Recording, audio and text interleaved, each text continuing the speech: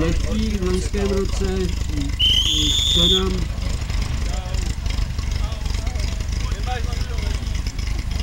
do šumavské hasičské ligy také zúčastnil a podíváme se, jakého výsledku tehdy dosáhli, a je to velice hezké druhé místo v loňském ročníku.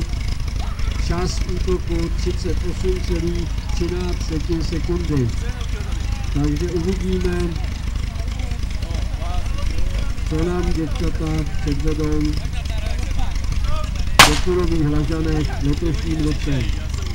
A je odstartováno, také tento útok se povedl odstartovat hned na poprvé a sledujeme děvčata z Deštína na závodní dráze pořádního útoku.